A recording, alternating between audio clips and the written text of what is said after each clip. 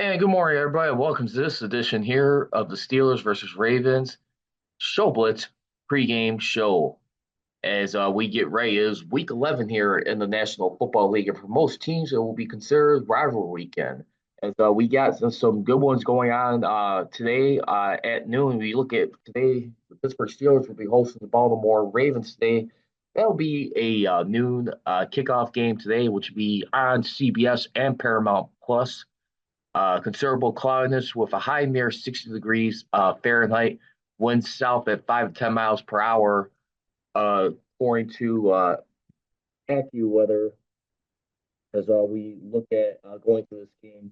But anyway, should be a fun one right there. You also got in the NFC right now, you also got the Bears right now playing the Green Bay Packers today, which would be another interesting good game, which would be held at Soldier Field in the Windy City in Chicago.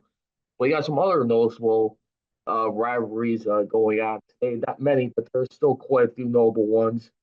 As you'll be looking at 3:05 p.m. on Fox, 49ers will be hosting the Seattle Seahawks, and of course, you also got the main event in CBS's eyes with the Bills hosting the Chiefs, returning back to the scene of the crime where the Bills actually had home field over the Kansas City Chiefs for the first time. They were not the top seed in the AFC, but they were able to get the Chiefs where they wanted them, where they should have been uh, about a couple of years ago.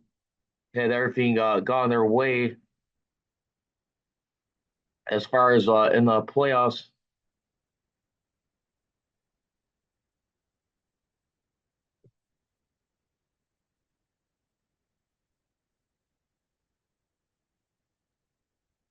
In the playoffs, trying to get the Chiefs to come into their weather and teams come into Buffalo. I was there at Buffalo at the beginning of this year for the Super Wild Card Weekend, which should be known as Insane Wild Card Weekend, thanks to the snow in Buffalo, but which actually had to be tweaked to a Monday late afternoon game, which was definitely very crazy. But you got the, like I said, Chiefs be hosting the Bills at 3:25 p.m. on CBS, which be featuring Jim Nantz, Toy Roll having the call on that game, of course. Then you got on Sunday night football. To pay attention to the Bengals, they'll be facing the Chargers at SoFi Stadium, and to conclude the weekend, you'll be having the Cowboys versus the Texans in Jerry's World on ABC and ESPN. Cowboys definitely. I mean, you talk about doomsday defense. They're having a doomsday of a season so far. I am your host, Charles Prodigy Richey, as we're getting ready to kick off like once again. Always seems like whenever these two teams square off, the Steelers and Ravens, for the most part, always seems to be a little something at stake. I mean, it may not be like at its peak as an intense where it was like say maybe like I'd say like a decade ago, but still you still had some very noticeable matches right there. And then you look at what Lamar Jackson's been able to contribute to this rivalry, even though the Steelers do have his number there, 3-1 versus him. Lamar Jackson, his only time he was able to beat the Steelers was back in 2019, his first full season under the helm as starting quarterback. Remember, he did come into the game in Flacco's last start 6 years ago, where the Steelers, even the season with the Ravens that year, went 1-1. But I mean, Lamar Jackson, who started off late that year, was running a lot more, was still trying to figure out how to get his passing game going. But John Harbaugh done a hell of a job working it in there. He preached and stated that he was going to try and build the first ever successful mobile quarterback. And to his credit, they have been doing well. I mean, look at it this way: so far, he's won two league MVPs. I mean, in his career.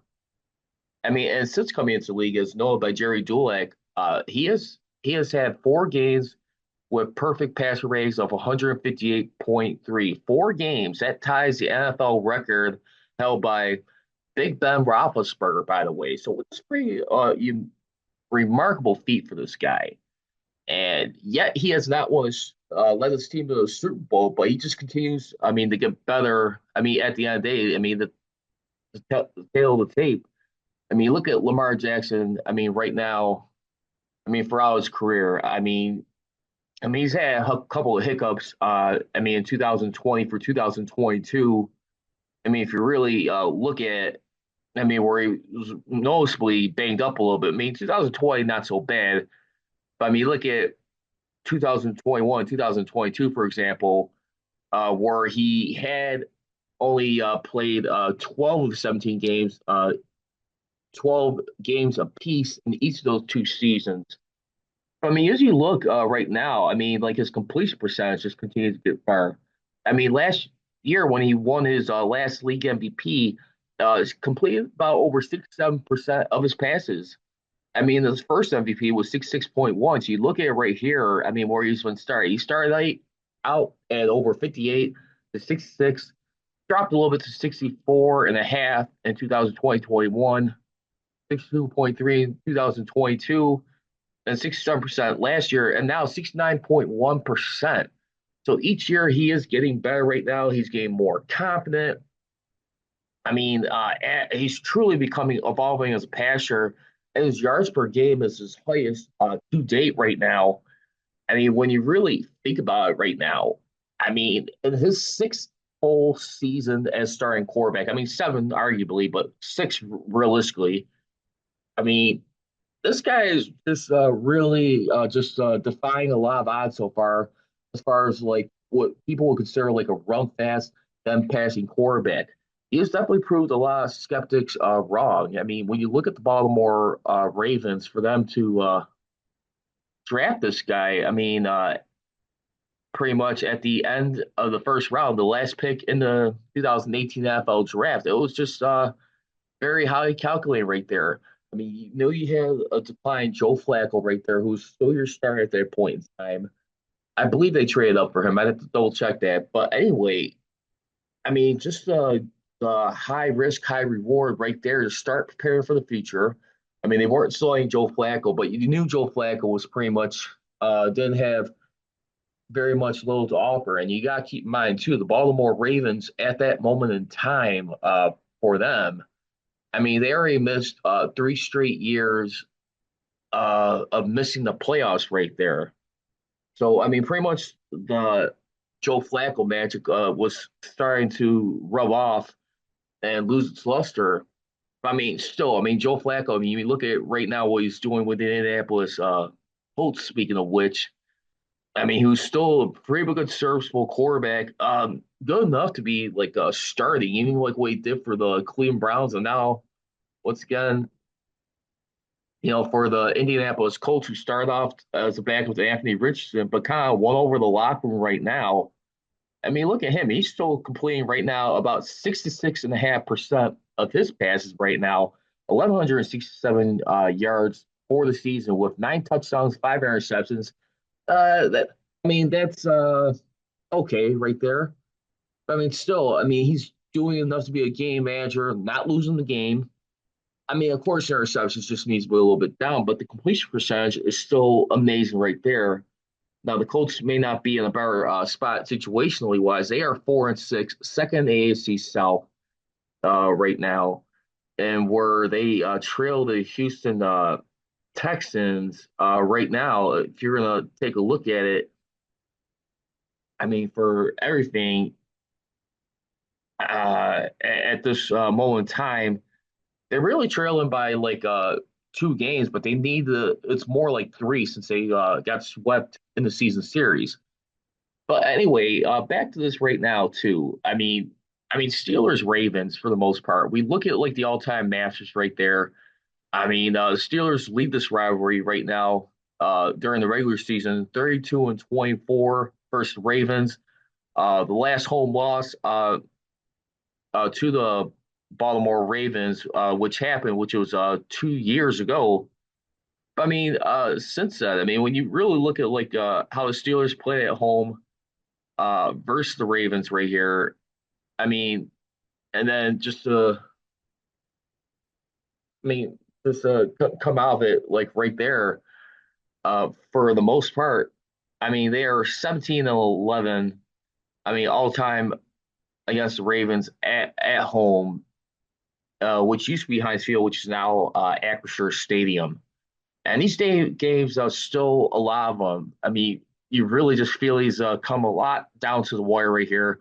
Very lot closely contested games between these two. Whenever these two teams decide to match up, the last blowout by either of these two teams was in the finale 5 years ago in Baltimore, where it was rainy. I believe it was windy in that game. Still had hopes of making the playoffs, despite being in a position at 8-5, losing the last three regular season games, but they lost that game by 18 points right there, and it was to RG3 and company. The Baltimore Ravens already had the top seed locked up. They were already ready for their bye, already set the league record in rushing, by the way. The Baltimore Ravens did. I mean, it's an NFL record for most rushing yards in a regular season as a team. That season right there, despite ending badly to the Tennessee Titans, once again, it was two playoff losses for Lamar Jackson and his team at that point in time. But you look at him right there. I mean, that year, I mean, they rushed for 1,494 yards, averaging nearly 4.5 yards per carry off of 340 attempts, 12 touchdowns on the ground that season. And I mean that was definitely a special year. It was Lamar Jackson's first MVP year, and the Ravens. I mean, just continue to just get better in that regard. I mean, just wanting to like show the world like what they can do. I mean, no, it was, excuse me, 3,296 yards off of 596. My bad. I was reading the defense, so please excuse me. So 3,296 yards, 21 touchdowns on the ground, 5.5 yards per carry in 2019.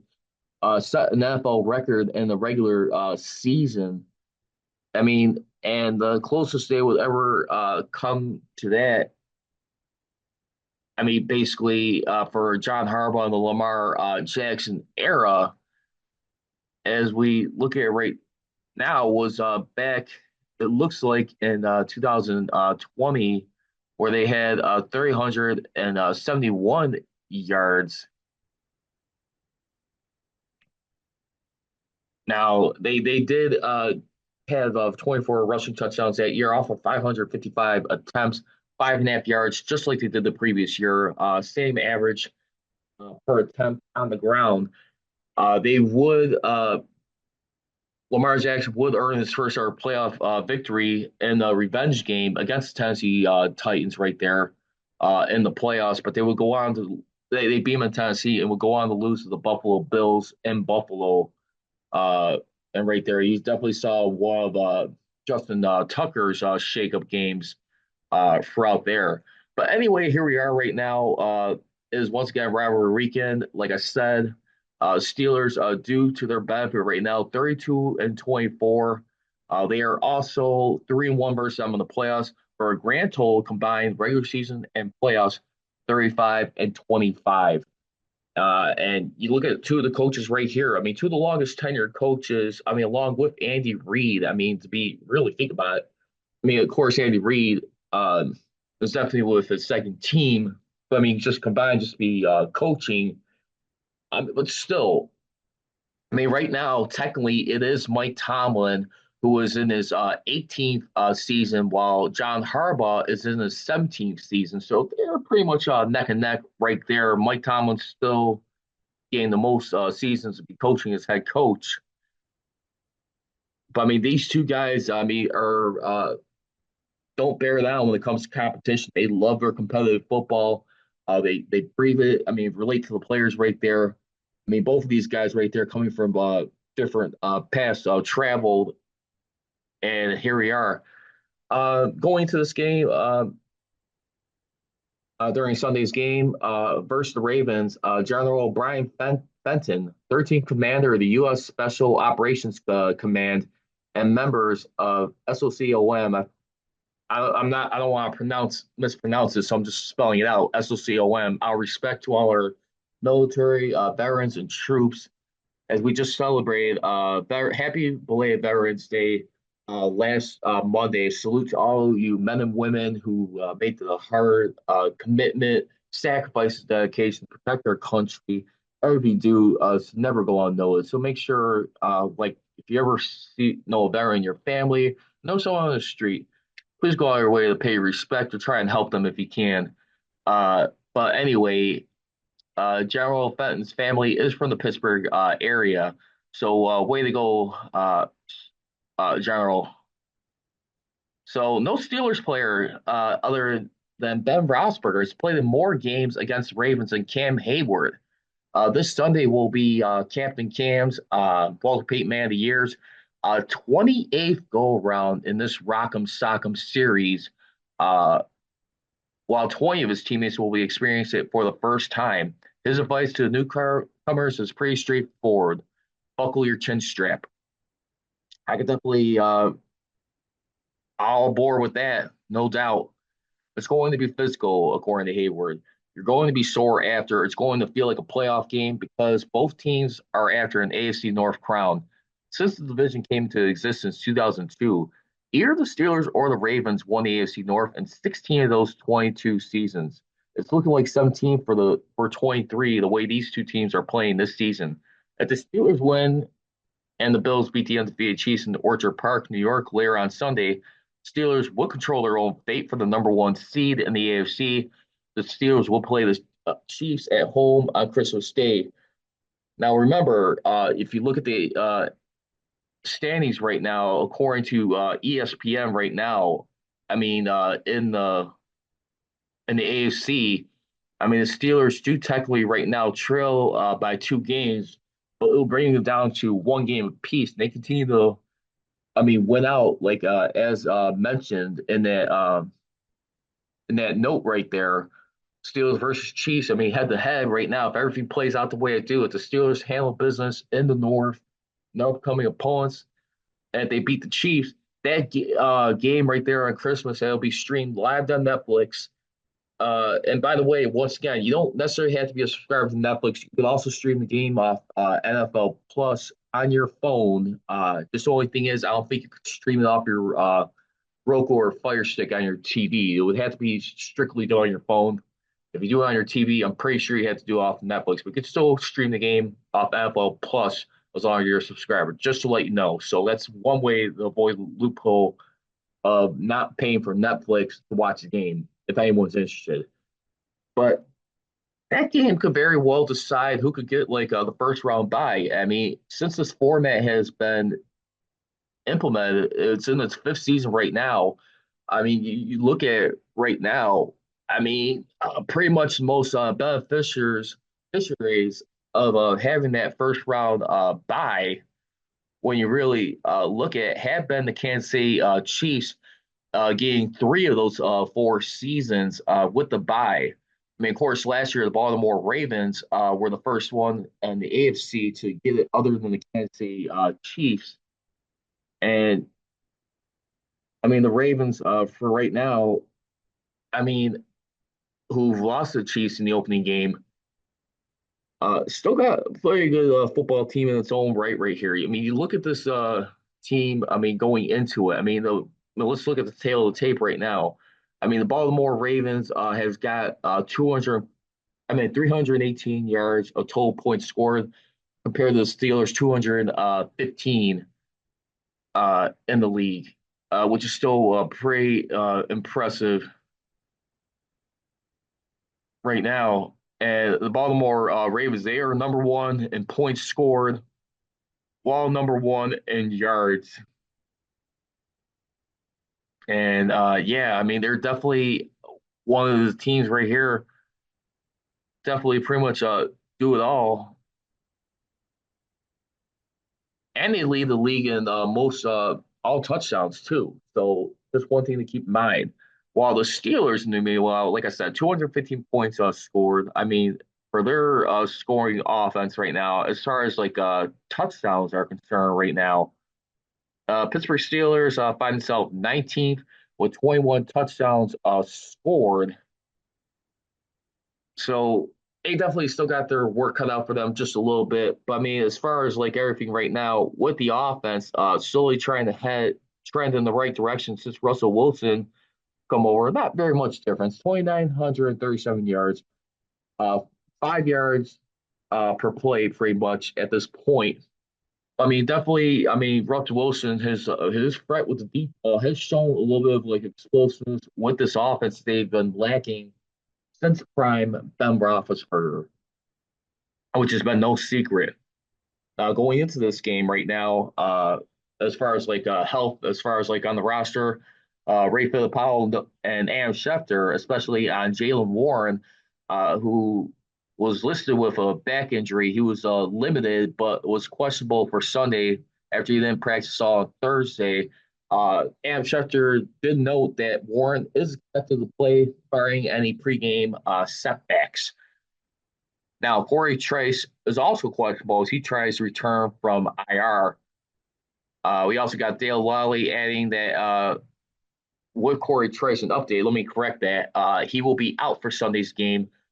And yeah, and he confirms what Adam Schefter is saying, like no change of status for Jalen Warren, who remains questionable. But like I said, expected to play. Keep that in mind.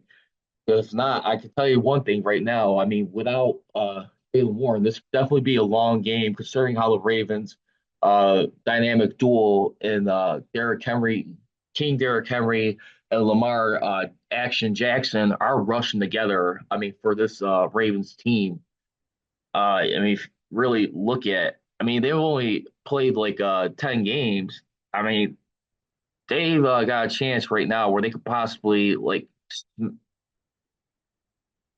at this point, maybe like smash what they're doing on the ground. I mean, for this team, I mean, if you really look at it, I mean, yeah, definitely going to be a real fun time to watch.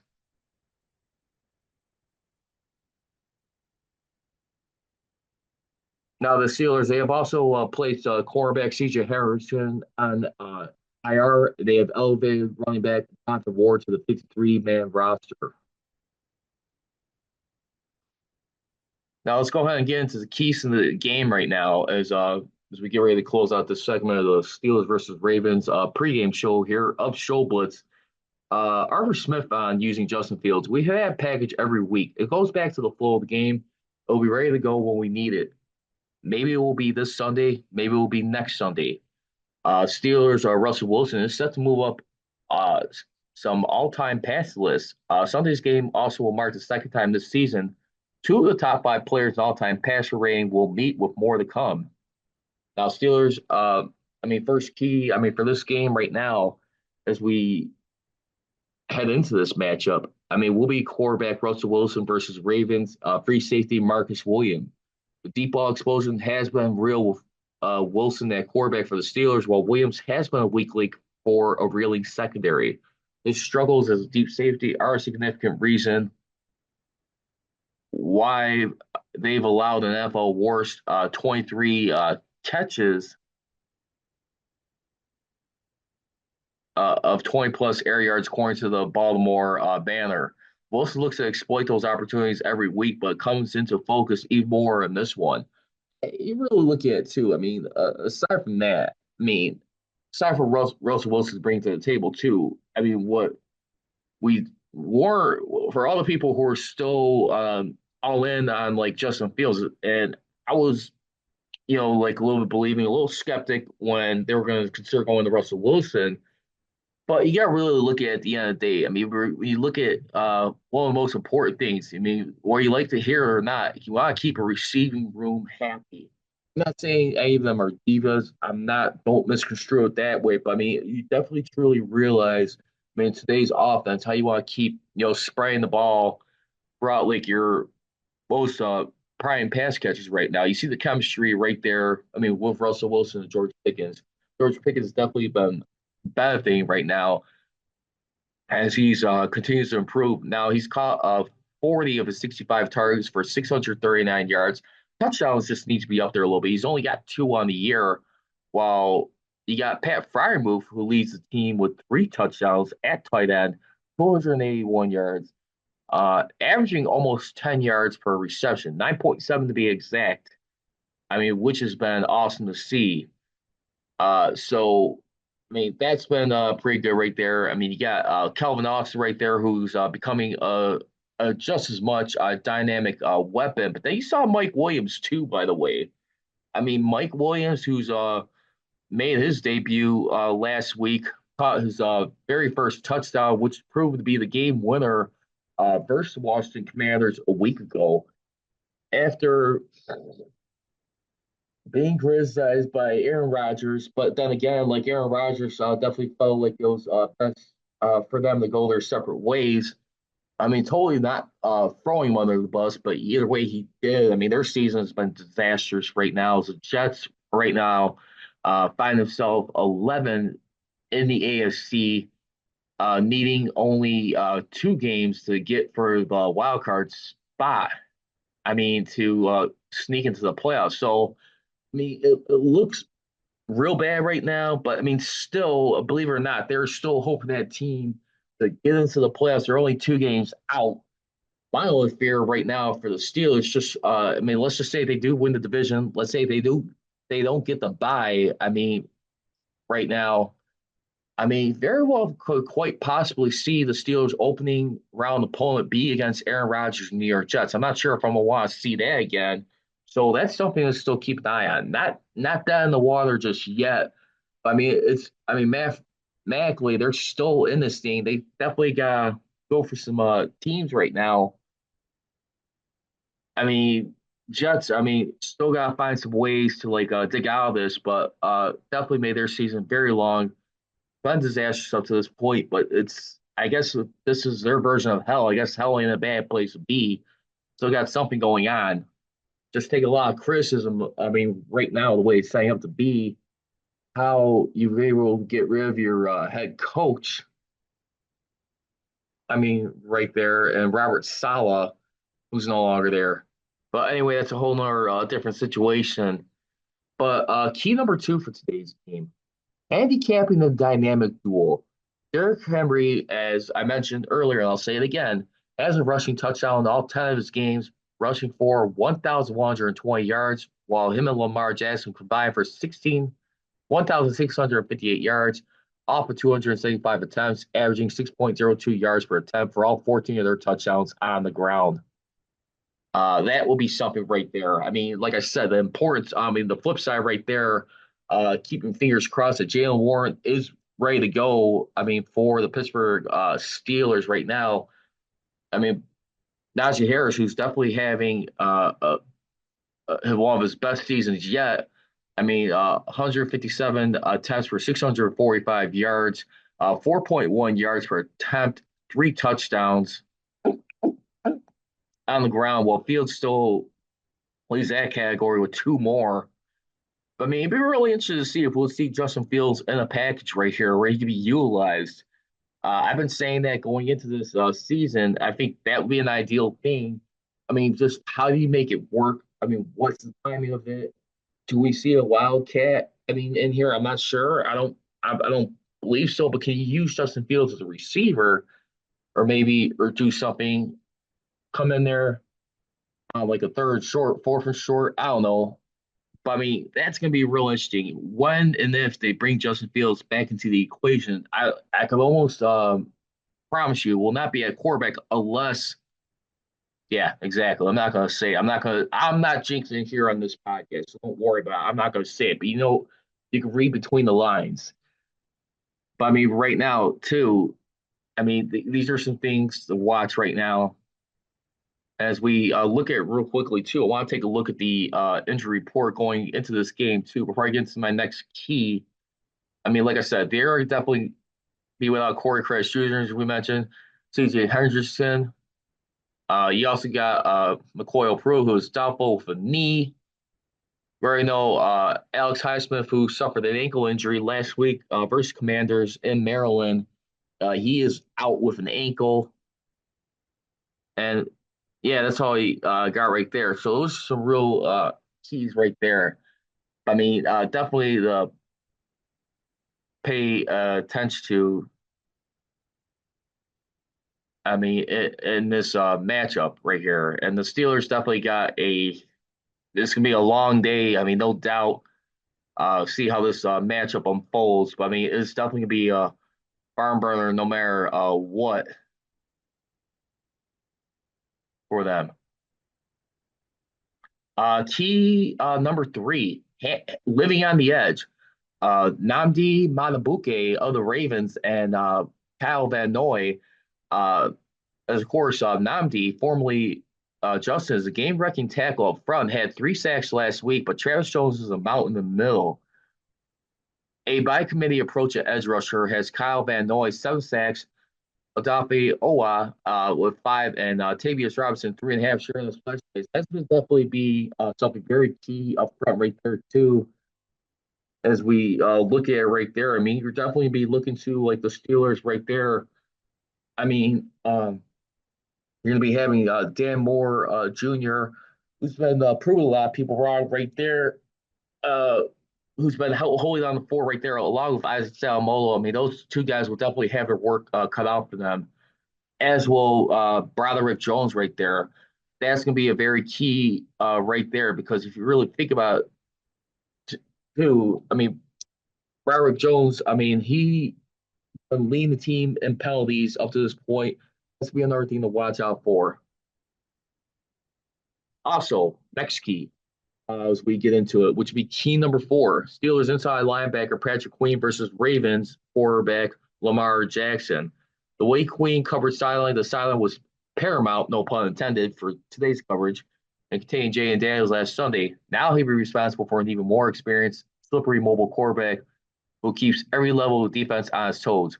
Who is eager to face his former team, but must be careful to not over pursue by mistakes or play too fast against a magician with the ball. And the last key for this game, Steelers outside linebacker TJ Watt versus Ravens right tackle Roger Rosengarten. Washington kept Watt without a tackle, let alone a sack, but his eyes light up when he sees purple. Watt had 68 tackles, 20 tackles for a loss, 16 sacks, 31 quarterback hits, and four forced fumbles, and 14 career games against Baltimore. He is at least a half a sack in the past 10 meetings and rarely leaves the field. Best of luck to the 6'6", 300-pound Rosengarten, who was the bookend to Troy Fautanu in college. And that's what we got right now. But definitely going to be a dandy for today's game right here. As we look at it, I mean, Steelers, Ravens, I mean, it's one of the most, probably arguably the best rivalry all time up here as we look at it for this moment. But it is just going to continue to be, I mean, just a great contest right here as we get ready to watch. But man, it's just going to be 6 minutes of physical football, as you can see right here. I mean, going into this matchup. And also, too, a happy birthday to Mika Fitzpatrick right now. Mika Fitzpatrick for the Pittsburgh Steelers right now, who for this team, he turns 28 officially today. So happy birthday.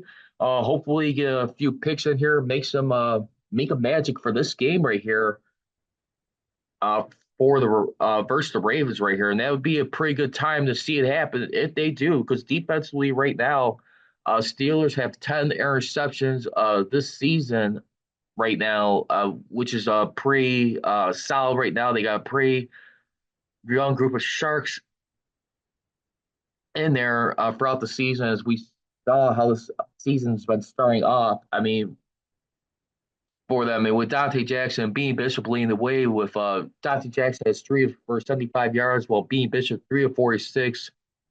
And then, of course, Deshaun Elliott, Joey Porter, Demonte Casey, and Corey Trice each have one apiece. So that's going to do it for this edition here of the Steelers versus Ravens show blitz pregame show. I'm Charles the Prodigy Richey. You can follow me on Instagram at Man of Steel Nation and on X at Man of Steel CGR. So I always leave you. Don't be trolling, be rolling. Salute to our troops, our men and women, our service. Thank you, thank you, thank you for everything you do, what you do to protect us and everybody all around. As always, leave you. Don't be trolling, be rolling. Here we go, Steelers. Here we go. I gone. Thank you for watching the Mass Steel podcast with your host, Charles Prodigy Richey, here on YouTube. Please make sure to hit that subscribe button. And for all the latest Mass Steel podcast episodes, feel free to download them on Mixcloud, Anchor.fm, and SoundCloud, wherever you get your podcasts. You know, this has been our story all year, hasn't it been? 60 minutes. It's never going to be pretty. Throw style points out the window, but these guys will fight to the end. And I take my hat off to you, and I congratulate every last one of you.